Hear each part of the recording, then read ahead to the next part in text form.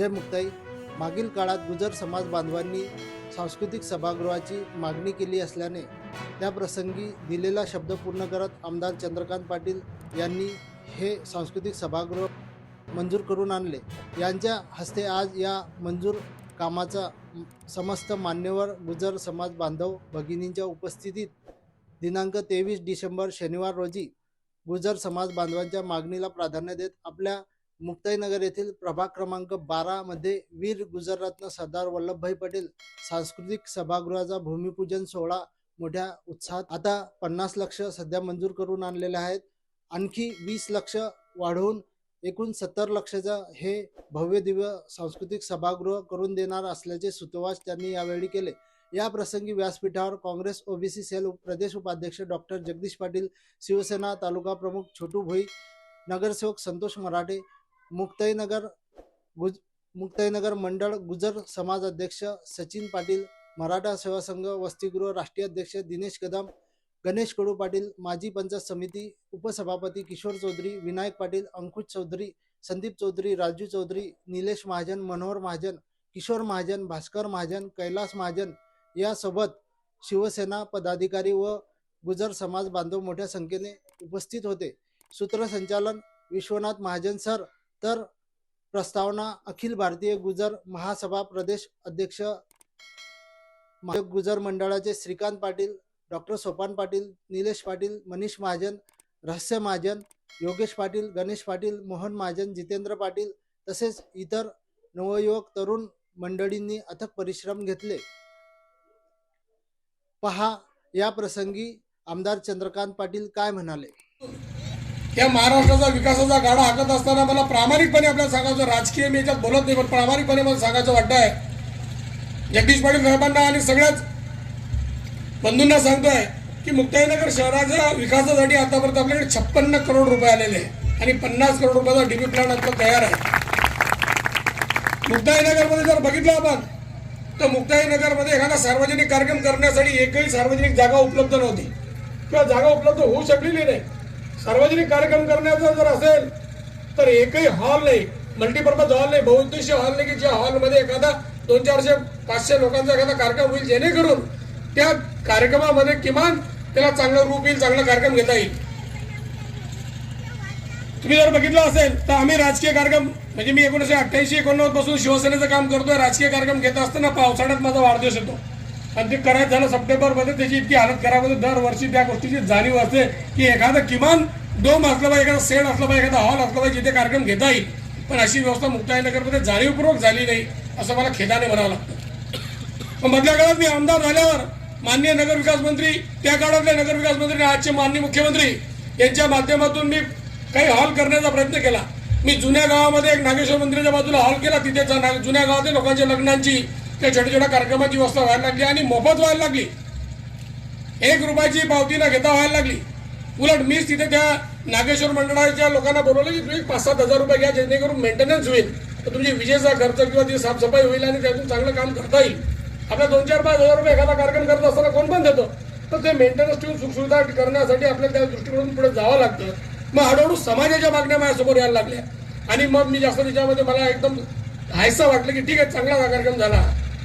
जरी आज सरदार वल्लभभाई पटेलांच्या नावाने आपण हे सभागृह देत असेल, गुजर समाजाला आपण सभागृह देत असेल, तरी गुजर समाजाच्या ज्या टायमाला कार्यक्रम नसेल त्या टायमाला इतरही समाजाला देण्याचं काम गुजर समाजाच्या या नवयुवक मंडळाच्या माध्यमातून होईल आणि सगळ्याच समाजाची सुविधा होईल। असं कार्यक्रम करत असताना आपण मुक्ताईनगरमध्ये दादा सगळ्याच समाजाला आपण हॉल दिलेले आहे आणि मला हे जाणीव आहे आजचे DSR रेट, आजची जी पद्धत आहे कामाची किंवा कॉन्क्रीट करण्याची, तर 50 लाख रुपये आपल्याला अपूर्ण पडतील हे मला जाणीव आहे। आणि श्रीकांत भाऊंनी सांगितलं किंवा जगदीशदादांची चर्चा झाली होती, मी आणखी 20 लाख रुपये आपल्याला वाढवून देईल, जेणेकरून आपल्याला हा सभागृह आणखी चांगलं करता येईल। हे सभागृह होत असताना इथं सार्वजनिक कार्यक्रम झाले पाहिजेत, आपल्या समाजाला सगळ्याच समाजाला त्याच्यामध्ये विविध उपक्रम घेता आले पाहिजे। आपल्या स्वतःच्या मूलभूत गरजा ज्या असतात, कधी कधी लग्न असतं, साखरपुडा असतं, या कार्यक्रमांसाठी अडचणी होता, त्याच्या मागचं मानस आहे।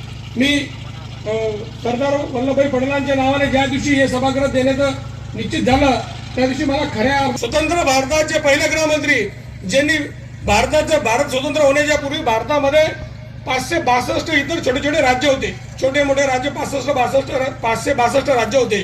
या राज्यांना एकत्रित करून एक संघ राज्य करून स्वतंत्र राष्ट्र करण्याची संकल्पना ते सरदार वल्लभभाई पटेलांची होती. सरदार वल्लभभाई पटेलांनी जेव्हा गृहमंत्रीपद स्वीकारलं त्या टायमात शासन चालवताना प्रशासनाची गरज पडेल. IAS IPS जी अधिकारी आहे ही संकल्पना जर कोणाची असेल तर सरदार वल्लभभाई पटेलांची असेल. आपल्या माहितीसाठी मी सांगतोय, सरदार वल्लभभाई पटेलांचं या समाजामधलं कार्य हे कधी पुन्हा पुसण्यासारखं आहे. आणि सरदार वल्लभभाई पटेलांनी स्वातंत्र्यापूर्वी पण महात्मा गांधीजींच्या विचाराने एक स्वातंत्र्य लढा लढला होता. त्याच्यानंतर राष्ट्र स्वातंत्र्य झाल्यानंतर राष्ट्राच्या निर्मितीसाठी त्यांचं खूप मोठं कार्य होतं. त्यांना सरदार वल्लभभाई पटेल नावाने बिरुद लागून सरदार वल्लभभाई पटेलांच्या नावाने आज आपल्या मुक्ताईनगरमध्ये सभागृह उभं राहतंय. माझ्यासाठी खूप महत्वाचा आनंदाचा विषय आहे. तुम्ही जर बघितलं असेल तर आम्ही राजकीय कार्यक्रम म्हणजे मी 1988-89 पासून शिवसेनेचं काम करतोय. राजकीय कार्यक्रम घेत असताना पावसाळ्यात माझा वाढदिवस होतो आणि ते करायचं झालं सप्टेंबरमध्ये. त्याची इतकी हालत खराब होती. दरवर्षी त्या गोष्टीची जाणीव असते की एखादं किमान डोम असला पाहिजे, एखादा सेट असला पाहिजे, एखादा हॉल असला पाहिजे जिथे कार्यक्रम घेता येईल. तर अशी व्यवस्था मुक्ताईनगरमध्ये जाणीवपूर्वक झाली नाही असं मला खेदाने म्हणावं. मधल्या काळात मी आमदार झाल्यावर माननीय नगरविकास मंत्री, त्या काळातले नगरविकास मंत्री आजचे माननीय मुख्यमंत्री यांच्या माध्यमातून मी काही हॉल करण्याचा प्रयत्न केला. मी जुन्या गावामध्ये एक नागेश्वर मंदिराच्या बाजूला हॉल केला. तिथे जुन्या गावातील लोकांच्या लग्नांची त्या छोट्या छोट्या कार्यक्रमाची व्यवस्था व्हायला लागली आणि मोफत व्हायला लागली. 1 रुपयाची पावती न घेता व्हायला लागली. उलट मीच तिथे त्या नागेश्वर मंडळाच्या लोकांना बोलवलं की तुम्ही 5-7 हजार रुपये घ्या, जेणेकरून मेंटेनन्स होईल, तर तुमची विजेचा खर्च किंवा ती साफसफाई होईल आणि त्यातून चांगलं काम करता येईल. आपल्या 2-4-5 हजार रुपये एखादा कार्यक्रम करत असताना कोण पण देतो, पण ते मेंटेनन्स सुविधा करण्यासाठी आपल्याला त्या दृष्टीकोनातून पुढे जावं लागतं. मग हळूहळू समाजाच्या मागण्या माझ्यासोबत यायला लागल्या आणि मग मी जास्त विचारामध्ये मला एकदम हायसा वाटलं की ठीक आहे, चांगला कार्यक्रम झाला. जरी आज सरदार वल्लभभाई पटेलांच्या नावाने आपण एक सभागृह देत असेल, गुजर समाजाला आपण सभागृह देत असेल, तरी गुजर समाजाच्या नावाने कार्यक्रम नसेल त्या नावाने इतरही समाजाला देण्याचं काम गुजर समाजाच्या या नवयुग मंडळाच्या माध्यमातून होईल आणि सगळ्याच समाजाची सुविधा होईल. असा कार्यक्रम करत असताना आपण मुक्ताईनगरमध्ये सगळ्याच समाजाला आपण हॉल दिलेले आहे. आणि मला हे जाणीव आहे आजची DSR रेट, आजची जी पद्धत आहे कामाची किंवा कॉन्क्रीटीकरणाची, तर 50 लाख रुपये आपल्याला अपूर्ण पडतील हे मला जाणीव आहे. आणि श्रीकांत भाऊंनी सांगितलं किंवा जगदीशदादाची चर्चा झाली होती, मी आणखी 20 लाख रुपये आपल्याला वाढवून देईल जेणेकरून आपल्याला हा सभागृह आणखी चांगलं करता येईल.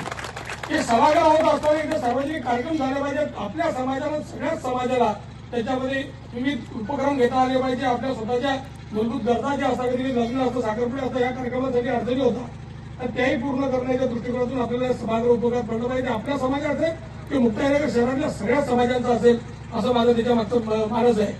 मी सरदार वल्लभभाई पटेलांच्या नावाने ज्या दिवशी हे सभागृह देण्याचं निश्चित झालं त्या दिवशी मला खऱ्या अर्थाने खूप मोठ्या प्रमाणात आनंद झाला की सरदार वल्लभभाई पटेलांचं या समाजामधलं स्थान जे आहे ते तुम्ही आपण अधोरेखित करण्याची गरज नाही. ते सगळ्यांना माहिती आहे. स्वतंत्र भारताचे पहिले गृहमंत्री ज्यांनी भारत स्वतंत्र होण्याच्या पूर्वी भारतामध्ये 562 इतर छोटे छोटे राज्य होते. छोटे मोठे राज्य 562 राज्य होते.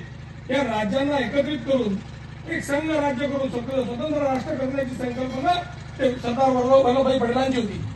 सरदार वल्लभभाई पटेलांनी जेव्हा गृहमंत्रीपद स्वीकारलं त्या टायमात शासन चालवताना प्रशासनाची गरज पडेल. IAS IPS जी अधिकारी आहे ही संकल्पना जर कोणाची असेल तर सरदार वल्लभभाई पटेलांची असेल. आपल्या माहितीसाठी मी सांगतोय, सरदार वल्लभभाई पटेलांच्या समाजामधलं कार्य हे कधी पुन्हा पुसण्यासारखं आहे. आणि सरदार वल्लभभाई पटेलांनी स्वातंत्र्यापूर्वी पण महात्मा गांधीजींच्या विचाराने एक स्वातंत्र्य लढा लढला होता. त्याच्यानंतर राष्ट्र स्वातंत्र्य झाल्यानंतर राष्ट्राच्या निर्मितीसाठी त्यांचं खूप मोठं कार्य होतं. त्यांना सरदार वल्लभभाई पटेल नावाने बिरुद लागून सरदार वल्लभभाई पटेलांच्या नावाने आज आपल्या मुक्ताईनगरमध्ये सभागृह उभं राहतंय. माझ्यासाठी खूप महत्वाचा आनंदाचा विषय आहे. मुक्ताईनगरच्या या वैभवामध्ये आणखी शिरपी त्यामध्ये एक नवीन तुरा उभा राहील. पण मला आपल्याला विनंती आहे की आपल्या सगळ्यांच्याच माध्यमातून, समाजाच्या प्रत्येक घटकाच्या माध्यमातून हे सभागृह कसं चांगलं होईल याची सुविधा कशी चांगली ठेवता येईल. कारण सरकारच्या वास्तू बांधल्या जातात तरी जो, पण त्याचं मेंटेनन्स राहत नाही आणि मग कधीतरी तिथे मोडकळीस येतात. मग तिथे काहीतरी पत्ते खेळणारे, खट्टे खेळणारे हे लोक बसायला लागतात. तर त्याच्या समाजाचा अंकुश असेल, समाजाचं मेंटेनन्स असेल, समाजाची देखरेख असेल तर त्या समाजाच्या माध्यमातून उपक्रम होतील, प्रत्येक कार्यक्रम होतील. त्यातून समाज माफक पैसे घेईल. कारण कोणतंही घर पण म्हणता तुम्ही तर घरात लाईट बिल आलं, घरात तुमची साफसफाई आली, घरामध्ये दोन लोक कामाला ठेवणे आले, तर ह्या सगळ्या गोष्टी करण्यासाठी आपल्याला एका समाज मंडळाची गरज होती आणि ते समाज मंडळ पुढे आलेलं आहे.